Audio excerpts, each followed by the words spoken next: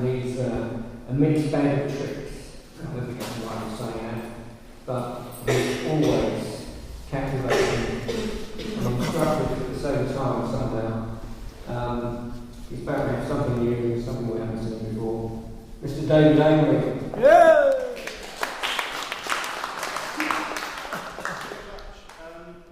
Now, I don't know if you know much about computer games, or if you've played computer games. This poem is based on being like in a computer game, and it's like the classic computer game, like Tomb Raider, if you know that one, where you kind of find yourself in this long, dark tunnel, just stretching ahead of you, and the tunnel branches off to left and right, and no idea where it's going to lead, and it goes on endlessly, and there's all the various dangers and traps that you have to negotiate. And somewhere at the end of all that is, there's some kind of monster. And you know that when you find the monster, you're going to have to kill it. DNA danger. All you know is a virus tracing all the way back to a prehistoric crazed macaque and forward to a single dot of driven snow. That's the plot. DNA equals don't know anything. Help cheat. Cheat ability, cheat mana, cheat levels, cheat skills, cheat gold. Set God. Like it or not, you log on as a Lara lookalike in low-cut Lycra locked in the usual fuck-through mineshaft of sliding pixelation, endless bifurcations, multiple dimensions and fractal extensions mapped out like the plane of a mainframe or a monkey's brain. But it's all the same. You won't ever escape from this game. E-C-G means you can't get anywhere. Lost for words, your only clue are monkey sounds on doobie-doo chords of logged as lots of laughs and a smiley face over lips pulled tight. There's something not quite right, some hideous back mutation on this pure information, some jungle jabber in this white snow. It isn't anything you know. Night after night, you jerk asleep, still jabbing on, like forward leap. But forward and back's the same abyss. There's really no way out of this. Pucker your lips up for a kiss. A kiss from the mutant ape gave me the cold sores on the lip, or vice versa. The degree of intimacy I found troubling at a higher level. Something deeper was exchanged. Level 2, locked in a room with psychotic chimp. I babbled a basic bar, bar, bar with a soothing narcotic. Nah, all mixed up in a single batch of basal narcotic nucleic acid I jabbed into the chimp's behind, which made the chimp extremely classic, but scrambled up my own mind so that now I seem to lose the plot and stare at a TV screen a lot, just focus on a single spot. Like I was locked in a room with psychotic shrimp and had to hack my way out, literally not with a code I hadn't got or had forgot. But I was stuck inside the can with nothing on the scan but a single blip, flashing on, off, on, off, on, off, on, off in a random pulse. And it was neither me nor the machine, but something in between. Lo, I was lost in the gloom of a zygotic chip, down in the dip between one flash and the next, laid on the lip of a shimmering, seamless, snowy hypertext of life and death, packed in a pit. Oh, the brain stem cell of a baboon. Oh, a microdot of the moon. It was me and the thing then, trapped in the tomb, in my own skin, no way out, no way in, barely enough room to breathe, and 100 gigabytes of memory, just blank. I said, I've got this pain inside. But the monkey it was who died.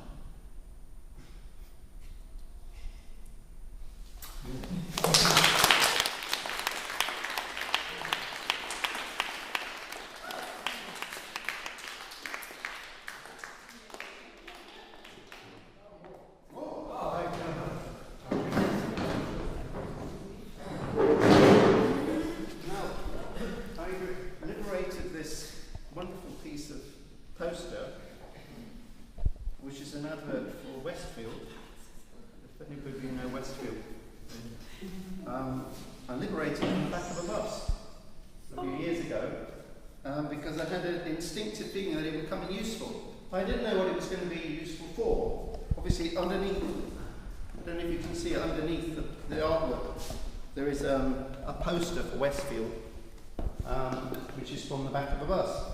But I knew it had some use, but I didn't know what for. But anyway, recently a friend of mine, who's an Aborigine, decided to use this for a piece of Aboriginal art. So, and clearly what he's done here is actually represented Westfield. Because if you know Westfield, you know that it has this curved shape. You come in here, this is Marks and Spencer's, that's John Lewis at that end. But very cunningly, my Aboriginal friend has also used this to represent the gestation of a marsupial.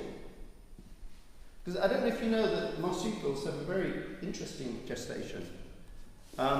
Because marsupials are mammals, but they're actually born, like kangaroos, are born this size. Because their wombs don't expand. And they're born this size, and what they have to do is they crawl out of the womb and climb up their mother's fur into the pouch. So they have a second gestation within the pouch. So by some miracle of nature, they're born absolutely blind and hairless, and very, very tiny. And they have to find their way into the mother's pouch. And so my Aboriginal friend has obviously used that as part of the artwork. And so I was inspired by that picture to write a poem, and this poem is called Westfield Dreaming.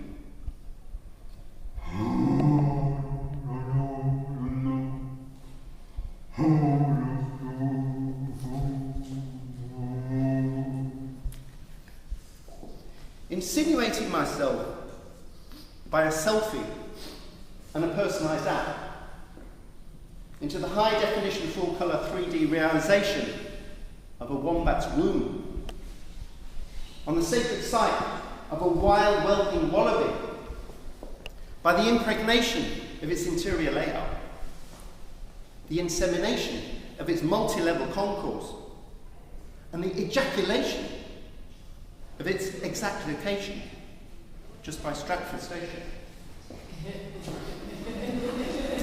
Materialising intra-utero as a half-inch long blind baby bandicoot on walkabout from the dried up waterhole of its conceiving to the immensity of its elongated atrium, the sheer density of its retail outlets, and the intensity of its global footprint, bending like a boomerang.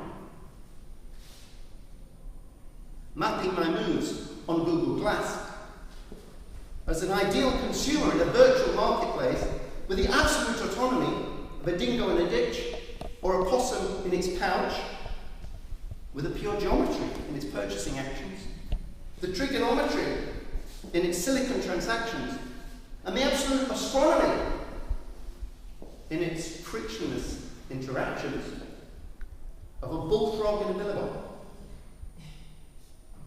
Tracking my trace through the infinite planes of commercial exchange in this digital arcade, as tiny popping prints across the vast desert floor of ancestral dream time, with the immutability of its installations, the incomputability of its constellations, and the inscrutability of its crystallizations. Home within the universe.